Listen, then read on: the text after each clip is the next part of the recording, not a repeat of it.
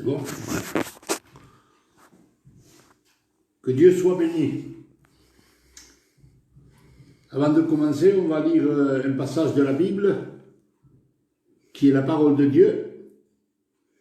C'est le psaume 91 au premier verset. Je lis pour vous. Celui qui demeure sous l'abri du Très-Haut repose à l'ombre du Tout-Puissant. Je dis à l'Éternel, mon refuge et ma forteresse, mon Dieu en qui je me confie. Car c'est lui qui me délivre du filet de l'oiseleur, de la peste et de ses ravages. Il te couvrira de ses plumes, et tu trouveras un refuge sous ses ailes. Sa fidélité est un bouclier et une cuirasse. Tu ne craindras ni la terreur de la nuit, ni la flèche qui vole le jour, ni la peste qui marche dans les ténèbres, ni la contagion qui frappe en plein midi. Que 1000 tombent à ton côté et 10 000 à ta droite, tu ne seras pas atteint. De tes yeux seulement tu regarderas et tu verras la rétribution de méchants. Car tu es mon refuge, ô Éternel, tu fais du Très-Haut ta retraite. Aucun malheur ne t'atteindra, aucun fléau n'approchera de ta tente. Amen. Voilà. Aujourd'hui, en ce dimanche de grâce, mes frères, mes sœurs, mes amis, à vous tous qui m'écoutez, je vais essayer, avec l'aide du Saint-Esprit, d'être pour vous le porteur d'une bonne nouvelle. Car ce que nous sommes en train de vivre, de traverser, n'est pas du tout une bonne nouvelle, mais plutôt une mauvaise nouvelle. Que Dieu réprime ce coronavirus. L'année 2020 a très mal commencé. Ce qui arrive, ce qui nous tombe sur la tête, n'est pas le fruit du hasard. Quelqu'un ou quelque chose l'a provoqué. Ne cherchons pas à comprendre. La chose primordiale pour nous, c'est de nous approcher du Seigneur. Nous n'avons pas le droit de remettre à demain ce que nous pouvons faire aujourd'hui. De grâce, mes frères, mes sœurs, mes amis, vite, vite, venez à Dieu sans attendre. Les jours sont mauvais. Les temps deviennent et deviendront de plus en plus difficiles. Il est le seul et unique qui peut et qui veut mettre les pendules à l'heure. Car pour beaucoup, ils sont en retard. Et pour d'autres, ils sont avancés. Dans son savoir, Dieu l'Éternel a la solution. Et il est le remède à ce coronavirus. Je ne cesserai pas de le réprimander au nom de mon Seigneur Jésus.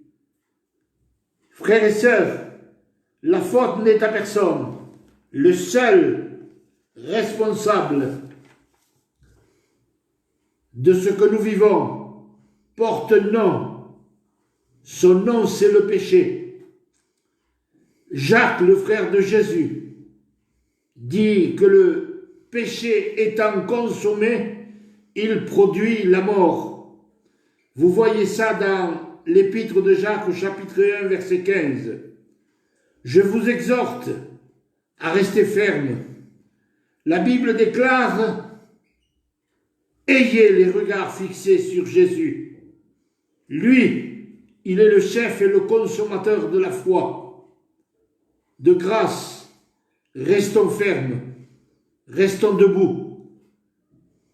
Je vous rappelle un exemple extraordinaire, merveilleux. Un jour, Moïse, et avec lui Aaron, son frère, et Hur, et là tous les trois montèrent au sommet d'une colline pour combattre Amalek. En bas, la bataille faisait rage. Les Ismaélites étaient en guerre. Notre cher président Macron nous a dit que nous sommes en guerre. Depuis que nous sommes devenus chrétiens, nous avons déclaré la guerre au diable. Depuis, la bataille est sans merci. Elle fait rage. Pour revenir à Moïse, quand Moïse baissait les bras, l'ennemi était le plus fort. Par contre, quand Moïse tenait les bras élevés, le peuple était le plus fort. Nous sommes en guerre contre un ennemi invisible. On ne le voit pas, mais il fait sa route. Notre Dieu voit ce coronavirus. L'œil de l'Éternel le perce. Il voit tout le mal, tous les morts dans le monde. S'il vous plaît, l'amour de Dieu nous demande de ne pas baisser les bras. Priez beaucoup. Et quand je dis beaucoup, c'est beaucoup. Peut-être qu'il nous arrive de perdre des batailles, mais la guerre, on ne l'a pas encore perdue. De grâce, Dieu veut nous montrer sa gloire. C'est vrai, c'est pas facile. C'est même pas possible. Nous vivons au 21e siècle. Un si petit virus, inconnu jusqu'alors, il fait son apparition sans que personne s'en aperçoive. Le monde entier est en haleine et terrorisé. Le globe terrestre est touché. La France a même crainte d'une deuxième vague qui, elle pourrait être plus méchante. À nous, chrétiens, chrétiennes, de prier sans relâche pour qu'il n'y ait pas de deuxième vague. Encore une fois, je le répète, ne baissez pas les bras. Frères et sœurs, notre génération, dite troisième millénaire, n'a jamais connu ça. Et ça depuis la Deuxième Guerre mondiale.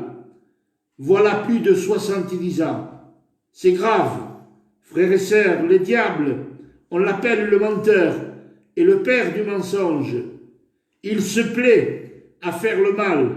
Et ça, depuis la création où Adam et Ève a désobéi à l'ordre du Créateur. Si on laisse faire, si on ne fait rien, ça deviendra de plus en plus difficile. Ne l'oublions pas. Avec nous, dans notre côté, on a le plus fort. Avec lui, nous pouvons gagner la guerre. Ce qui empêche de nous occulter, ce sont nos crimes qui mettent une séparation entre nous et notre Dieu. Ce sont nos péchés qui nous cachent sa face pour faire, mais pour quelqu'un qui revient à l'Éternel. Non, dit-il, la main de l'Éternel n'est pas trop courte pour sauver, ni son oreille trop dure pour nous entendre. Vous trouvez ça dans Ésaïe 59, 2. Croyez-moi, sur parole, l'amour de Dieu n'a pas changé. Dieu ne donne pas l'amour, mais il est l'amour. Son amour est hors limite. Je vous laisse avec une assurance extraordinaire et merveilleuse à la fois. Chez vous, à tête reposée, lisez ces 10 premiers versets du psaume 91 que je viens de vous lire. Avec l'encouragement de ce psaume 91, nous avancerons, on ne reculera pas face à ce virus. Avant-dernier verset de l'Apocalypse 22, chapitre 22, verset 20, il dit « Je viens bientôt. Je vous rappelle à vous, chrétiens, chrétiennes, oui, pas de doute possible, nous sommes à la veille du retour de Jésus-Christ. Je vous donne 2 textes qui nous prouvent que le Christ revient bientôt. C'est l'évangile de Luc au chapitre 10, versets 30 à 35, et le prophète Osée au chapitre 6 et au verset 2. Il y en a beaucoup d'autres. Je vous remercie de ce que vous avez prêté l'oreille à ce quelques petits mots que je viens de vous dire. Merci pour tout. Que Dieu vous bénisse et que Dieu vous donne de la force à vous qui m'écoutez. Merci. À Dieu soit la gloire. Certain.